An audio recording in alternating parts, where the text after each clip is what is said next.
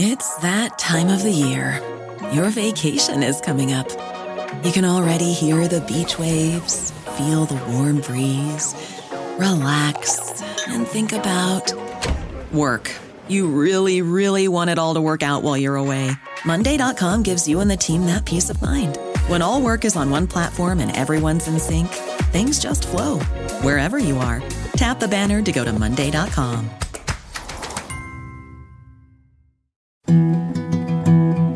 A science story, huh? These NYU scientists, I felt really right. I was so And I just thought, well, I figured it out It was that golden moment. because science was on my side.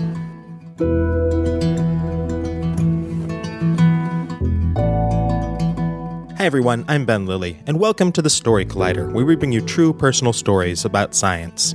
Today we bring you two stories of research. In the first, a teenage girl struggles to understand her eating disorder, and in the second, an expert in global catastrophic risk experiences a social media catastrophe. Our first story this week is from Bree Reggio. It was recorded in September 2016 at Busboys and Poets 5th and K in Washington, D.C. The theme was damages.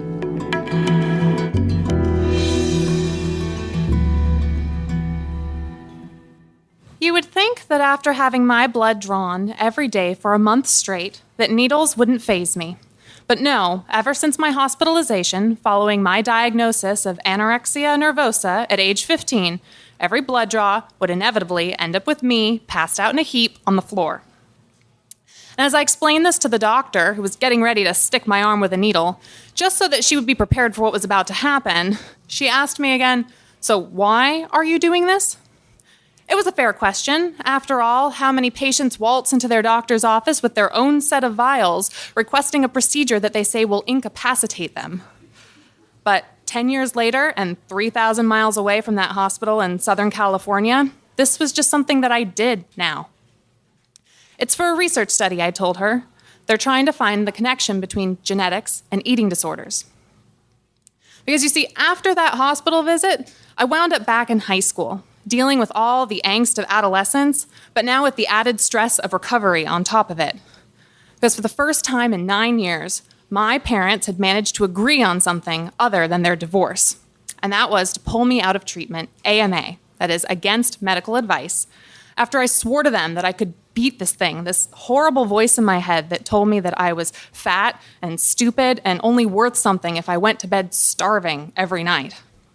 And so you see, it wasn't for my own health that I felt I needed to recover. It was so as to not lose my parents' faith in me, or even worse, to not jeopardize my chance at going off to college. Because for my highly educated psychologist parents, me going to college was just a given.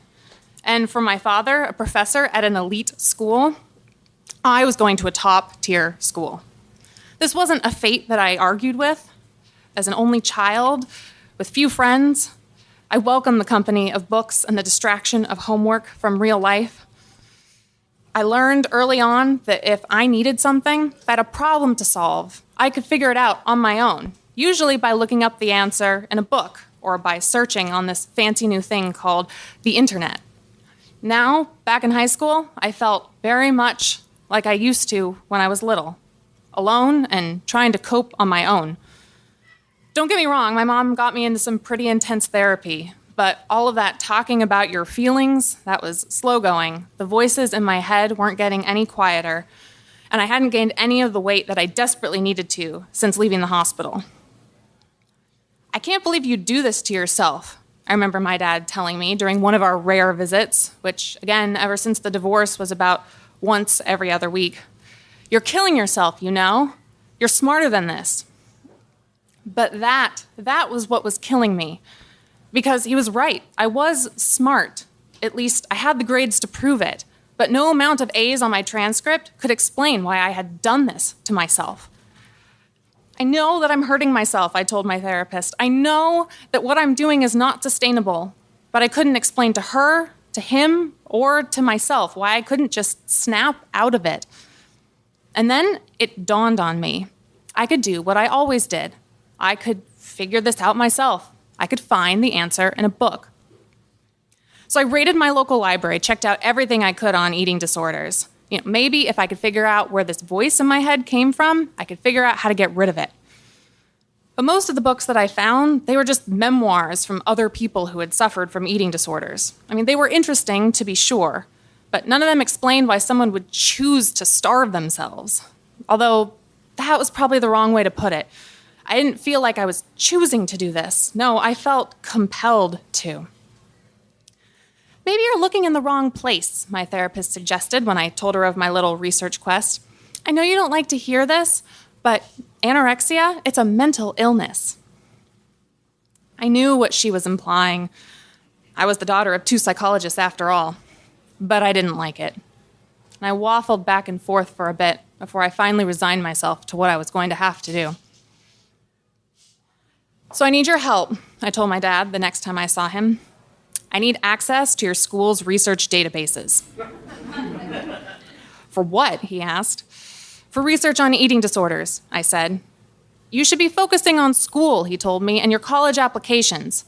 But he reluctantly wrote down his login credentials for me after I begged. Just don't download anything that costs money, he warned. Now, peer-reviewed scientific journals. This was what I needed. This was where I would find my answers. There wasn't a ton out there research-wise, but there was definitely enough. Most of the studies I found on eating disorders talked about the side effects of them. Increased heart attack risk, increased digestive problems, increased suicide rates, stuff that doctors had been spewing at me for months. Another set of studies focused on the similarities and personalities among those who developed eating disorders. Perfectionists, people pleasers, high anxiety. At this point, tell me something I didn't know. Then there were all these other random studies. Some of them found correlation between those with eating disorders and other mental illness in the family. And then there were these other ones that talked about chemical imbalances in the brain. And one of these studies caught my eye because the author was essentially blaming dopamine as the cause for anorexia. And I thought this was strange because I distinctly remembered from AP Biology that dopamine was one of the pleasure drugs. But apparently, too much dopamine in the brain actually creates feelings of intense anxiety instead. This doctor found that the brains of anorexic patients just produce way too much dopamine. But when those patients stopped eating, those dopamine levels reduced to a normal state, but induced those feelings of euphoria, not unlike that of a drug high. Could this be the answer? Could I be physically addicted to starvation? The thing about these wacky dopamine levels, though, you were just born with them. You inherited them from your parents, which meant that I was probably doomed from the start. My parents had spent their entire lives studying psychology, but that didn't stop them from passing on this psychological crap to me. This is my parents' fault, I told my therapist the next time I saw her. They gave me bad genes. They did what? She asked. I got the sense that she had heard this explanation from her patients before, but perhaps not quite in the way that I was meaning it. It's the only reasonable explanation, I told her. Have you talked to your parents? She asked. Well, not yet, I said. Would you like to? I waffled for a bit on that before I finally resigned myself to what I knew I should probably do. The next thing I know, I'm sitting on my therapist's couch next to my father. It was probably the closest we had sat in years.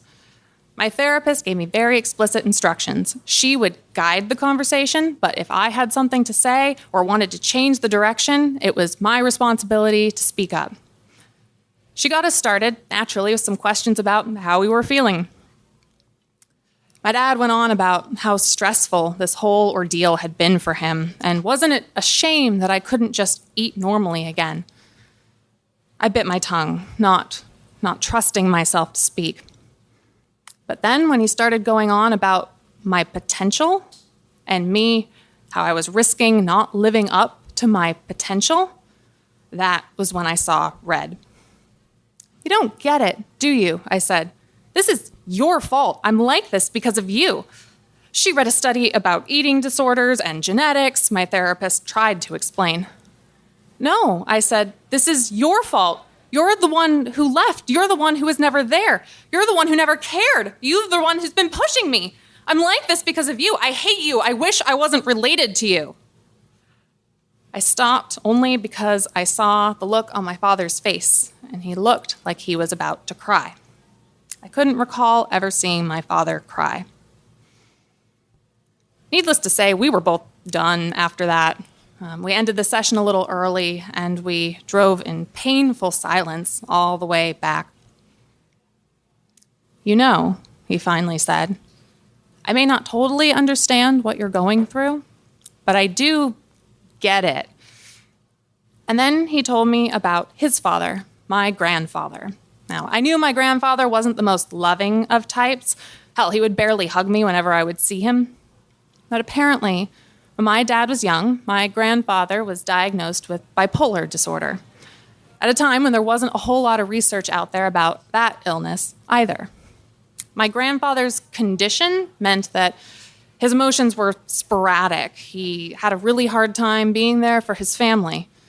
My dad learned early on that if he had a problem or he needed something solved, he'd figure it out on his own. He threw himself into school and then later his career to distract himself from this terrible thing going on with his family. So you probably did get some mania from me, he concluded. And you probably got some depression from your mother. Between the two of us, I guess you're pretty much screwed. He laughed. And then I laughed, because as a psychologist, I knew that that was just his way of trying to lighten the mood. My dad did actually attend therapy sessions with me after that. Some of them were just as horrible and as explosive as the first. Others actually seemed to get us talking, though. And he started helping me on my college applications, editing my essays for me, but mostly he would take me on tours of local campuses. And when those applications came through, when those acceptance letters came rolling in that spring, my parents both celebrated. They had done the right thing by pulling me out AMA. As I mulled over my options, there was one thing still eating away at me, though. And that was the overwhelming research that I had seen about relapse rates. My parents should have heeded my doctor's warnings. Over half of the patients hospitalized for anorexia, within a year of being discharged, they're relapsed and back in the hospital.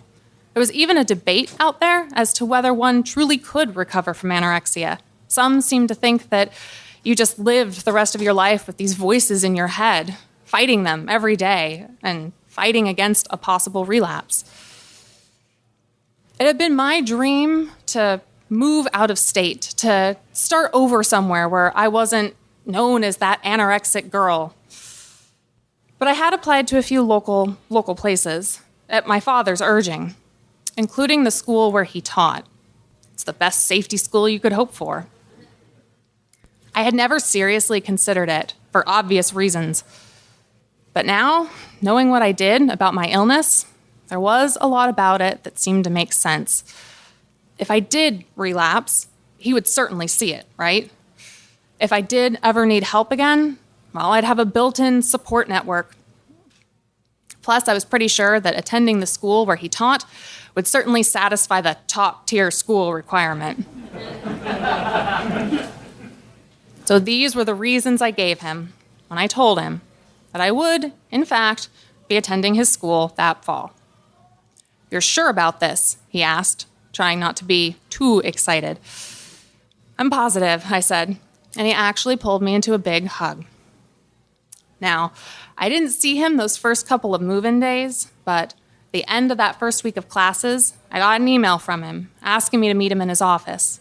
When I got there, he had a pamphlet, and he sat me down, and he explained that he had heard about a graduate student at a local university who was starting a new research study about eating disorders, anorexia nervosa to be precise.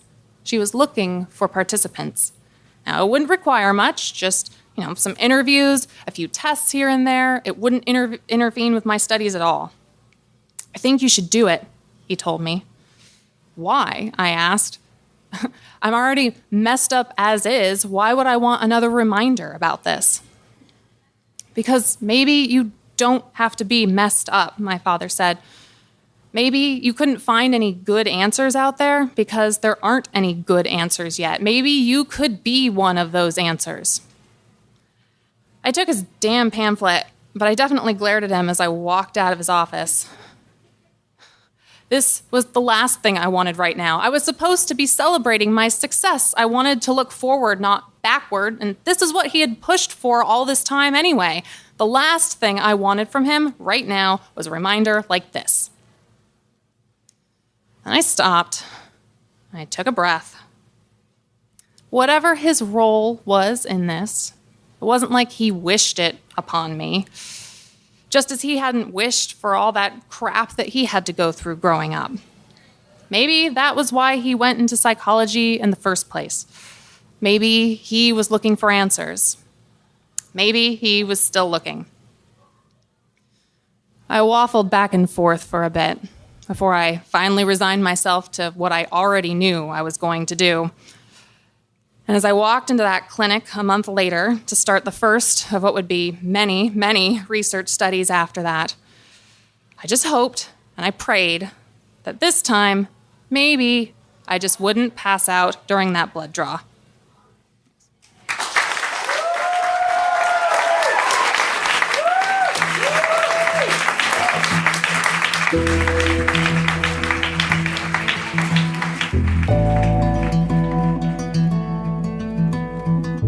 That was Bree Riggio. Bree has spent the last 6 years working at various institutions of higher education, from a study abroad program in Greece to George Mason University, where she now supports the Office of Research at the executive level. While not a scientist by training, she has always loved research and the process of learning. Our second story today is from Seth Baum. It was recorded in October 2016 at Union Hall in Brooklyn. The theme was fear.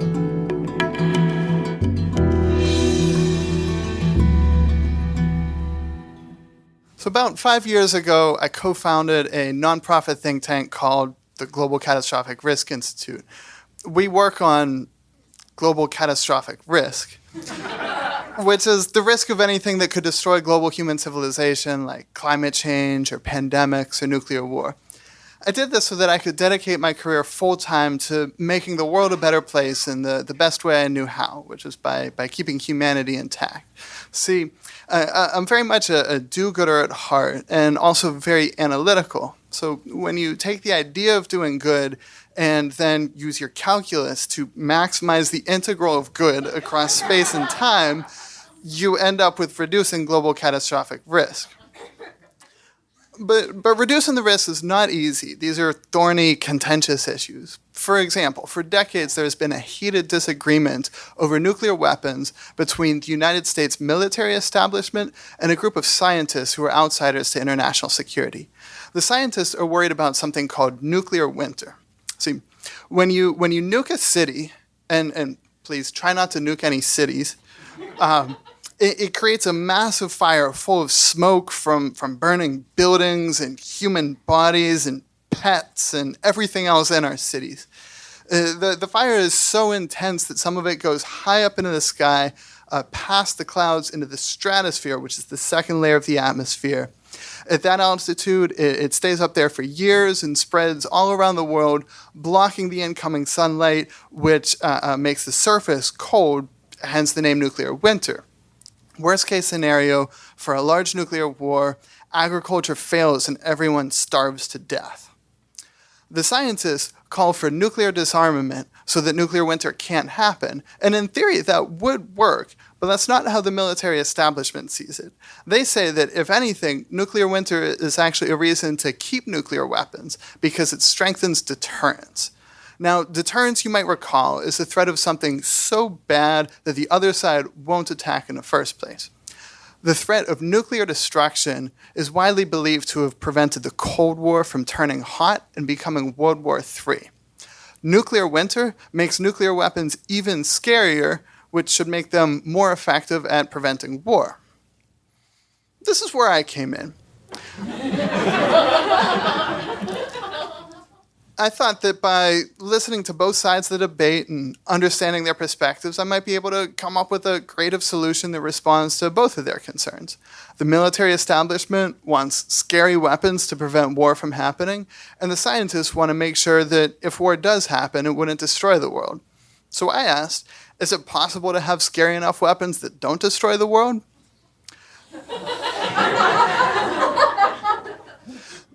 I looked at a lot of different types of weapons, poring over journal articles and manuscripts and anything I could find that gave some indication of what might work. I looked at having just a few nuclear weapons, too few to cause nuclear winter. I looked at advanced conventional weapons and chemical weapons and biological weapons, cyber weapons, electromagnetic weapons, and neutron bombs. Turns out there are a lot of ways to cause massive amounts of harm. What I found is that some of these weapons don't work so well for deterrence, but some maybe do, especially the electromagnetic weapons, the neutron bombs, and certain biological weapons. So I wrote it up and got it peer-reviewed and published in a research journal called Contemporary Security Policy. That means that other experts in international security read my work and thought that it was good. That meant a lot to me because most research on nuclear winter is published in science journals. Getting this into an international security journal was a big step towards bridging the divide between the scientists and the military establishment. Then, in order to help get the research some extra attention, I published a summary of it in the Bulletin of the Atomic Scientists. And that is when things went horribly wrong. The day after the Bulletin article came out, I was traveling down to Washington, D.C. for a multi-day workshop on biosecurity. On the train ride down, I caught the first reactions to the article. They were nice enough, nothing out of the ordinary. Then when I got to my hotel room, I saw a disarmament activist writing on Twitter. I paraphrase. "Excuse me, did @SethBaum just suggest biological weapons as a way to reduce reliance on nuclear weapons? Hashtag WTF."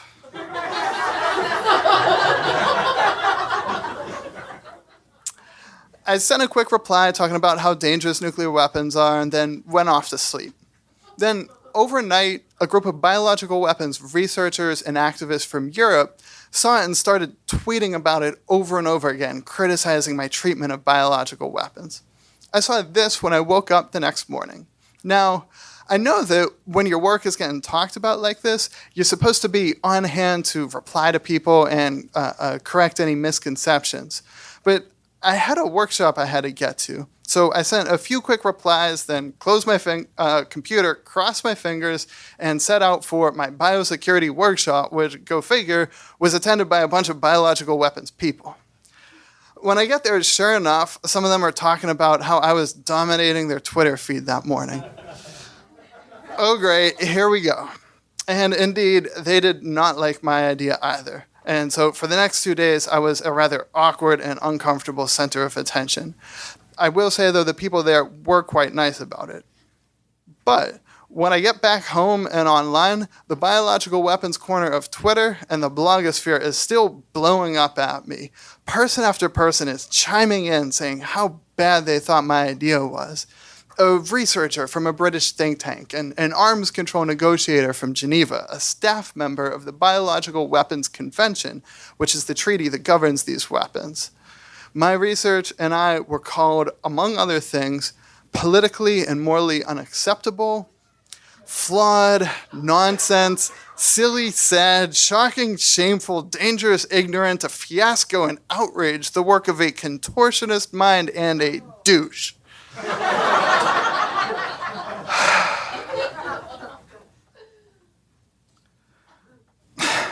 I felt terrible. I mean,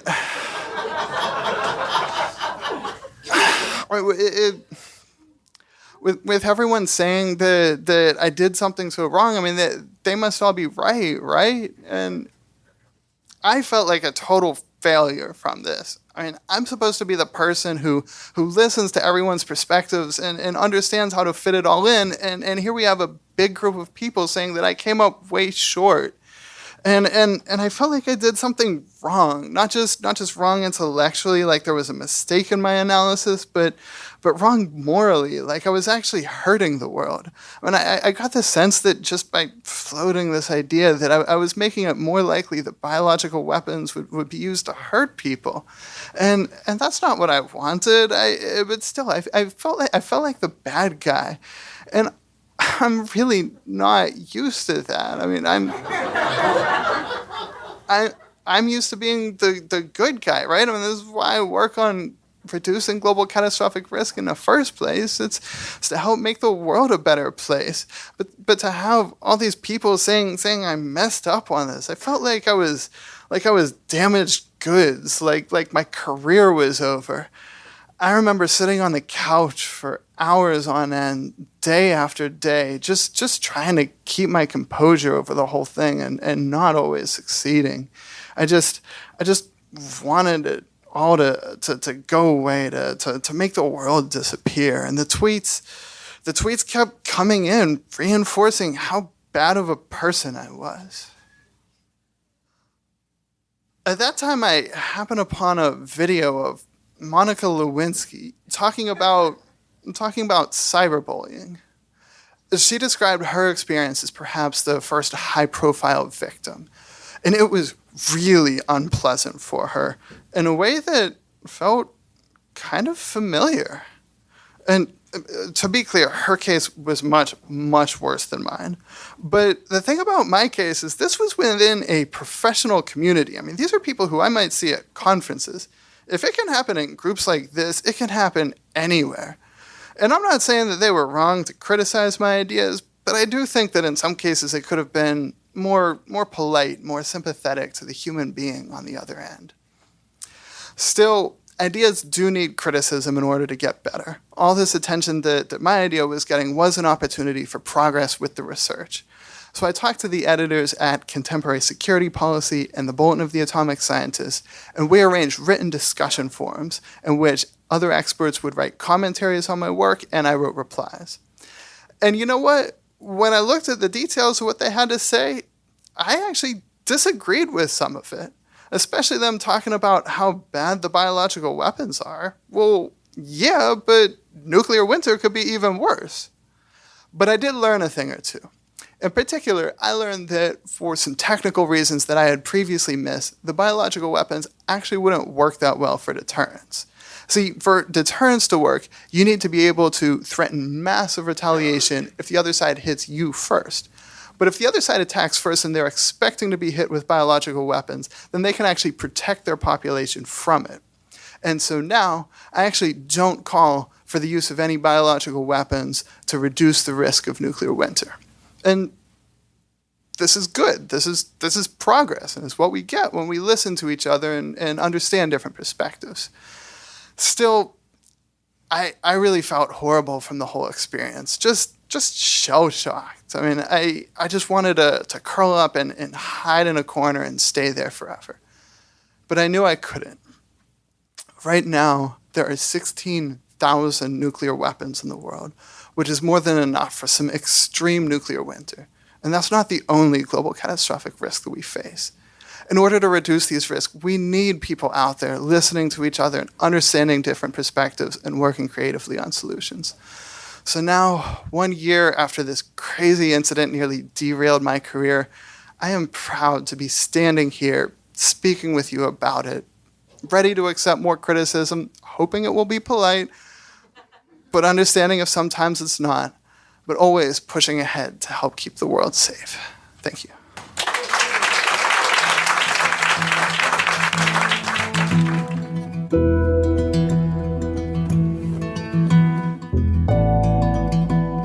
That was Seth Baum. Seth is executive director of the Global Catastrophic Risk Institute, a nonprofit think tank that Baum co-founded in 2011. His research focuses on risk and policy analysis of catastrophes that could destroy human civilization, such as global warming, nuclear war, and infectious disease outbreaks. If you enjoyed today's story or are a fan of the podcast, please consider subscribing or writing us a review on iTunes. It helps us climb up the rankings and helps new listeners find the podcast. This project was supported by Science Sandbox, a Simons Foundation initiative dedicated to engaging everyone with the process of science. The Story Collider is produced by me, Brian Weck, Darren Barker, Ari Daniel, Christine Gentry, Shane Hanlon, Rosie Waldron, Cassie Soliday, Nissa Greenberg, and Liz Neely. The podcast is produced by Zoe Saunders, and the theme music is by Ghost. Special thanks to Busboys and Poets and Union Hall for hosting the show, and to the world for not ending. Yet. Thanks for listening.